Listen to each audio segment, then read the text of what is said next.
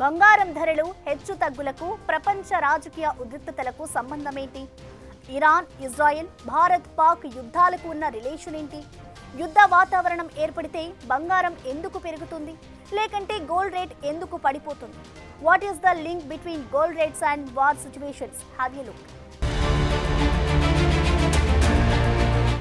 దేశం సురక్షితంగా ఉంటేనే మన ఆస్తులు సురక్షితం, లేకుంటే అంతా బూడిదే. ఇది మొన్నటి ఆపరేషన్ సింధూర్ టైంలో తమిళ బీజేపీ నేత అన్నామలై చేసిన కామెంట్ల సారం.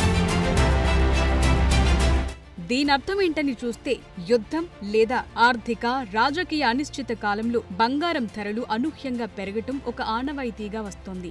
ఎందుకంటే బంగారం ఒక సురక్షితమైన పెట్టుబడి సాధనం. ఘర్షణాత్మక సమయాల్లో ఆర్థికంగా తీవ్ర ఇబ్బందికరమైన పరిస్థితుల నడుమ పెట్టుబడిదారుల చూపు బంగారం వైపు ఉంటుంది. బంగారంలో పెట్టుబడులు పెడితే ఎంతో సేఫ్ గా ఉంటుందని భావిస్తారు. దీంతో బంగారం డిమాండ్ పెరుగుతుంది. తద్వారా గోల్డ్ రేట్స్ అమాంతం పెరుగుతాయి.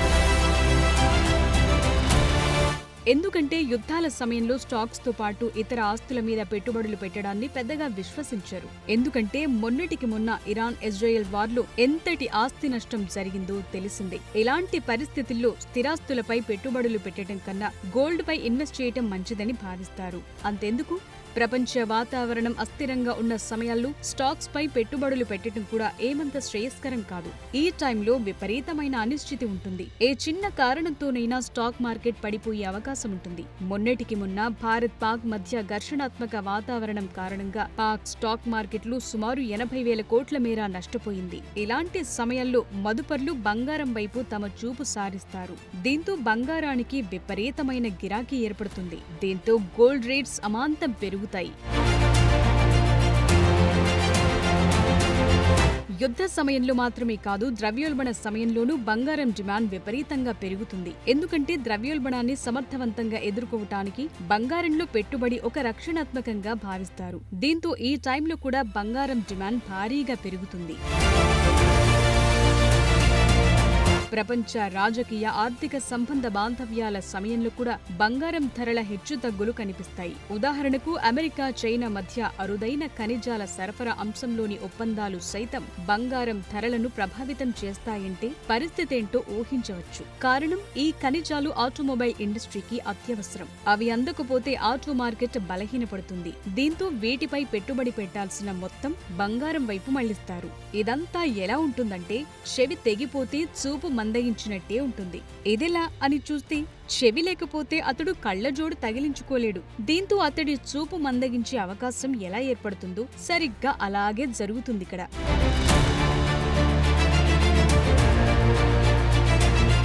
ఒక్క అహ్మదాబాద్ ఫ్లైట్ యాక్సిడెంట్ కారణంగా ఒకవేళ పడిపోతే ఎయిర్ ఇండియా, బోయింగ్ షేర్లు మాత్రమే పడిపోవాలి. కానీ ఇండిగో షేర్లు కూడా పతనమయ్యాయి. ఈ ఒక్క యాక్సిడెంట్ రోజున ఏకంగా 5 నుంచి 6 లక్షల కోట్ల మేర సంపద ఆవిరయ్యిందంటే పరిస్థితి అర్థం చేసుకోవచ్చు. ఇలాంటి సమయాల్లో అందరి చూపు గోల్డ్ వైపు మళ్లుతుంది. ఎందుకంటే బంగారం స్థిరమైంది. కొన్ని భౌతికమాన ఆస్తులలాగా బంగారం అంత తేలిగ్గా ధ్వంసం కాదు. పైపెచ్చు గోల్డ్ ఎంతో సేఫ్ ఎసెట్ కూడా. దీంతో దీనిపై ఎక్కువగా దృష్టి సారిస్తారు మదుపర్లు.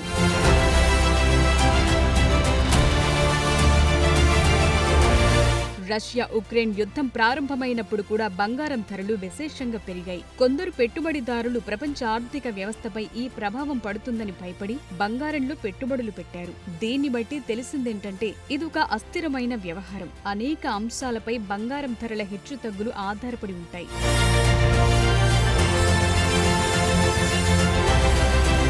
యుద్ధాలు, ఆర్థిక సంక్షోభాలు, ద్రవ్యోల్బణం, రాజకీయ అస్థిరతలు బంగారం ధరలను విపరీతంగా ప్రభావితం చేస్తుంటాయి. ఎక్కడో స్విచ్ వేస్తే మరెక్కడో లైట్ వెలిగినట్టుంటుంది ఇదంతా.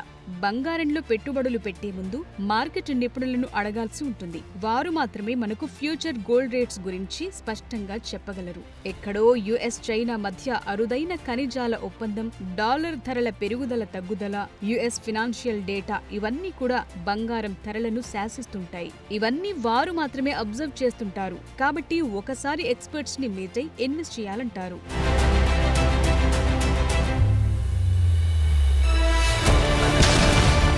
ఇదంతా డిమాండ్ సప్లై మీద ఆధారపడి ఉండే అంశం. పెళ్లిళ్లు, పేరంటాలు, పండగ సీజన్లు కూడా బంగారం డిమాండ్ పెరుగుతుంది. ఈ సందర్భంగానూ గోల్డ్ రేట్స్ పెరుగుదల కనిపిస్తుంది. బంగారం ధరల పెరుగుదలను ఒక్కోసారి కృత్రిమ డిమాండ్ ని క్రియేట్ చేయడం ద్వారా కూడా శాసిస్తుంటారు కొందరు.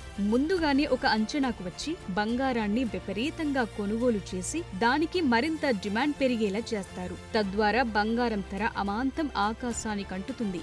ఈ టైంలో తమ దగ్గరున్న బంగారం మార్కెట్ రేట్ కు అమ్ముకోవటం వల్ల భారీ లాభాలు చవిచూడొచ్చు. ఈ కోణంలో ఆలోచించే గోల్డ్ సిండికేట్ ఈ దిశగా కొంత కృత్రిమ కొరతను సృష్టించే ఛాన్స్ ఉంది.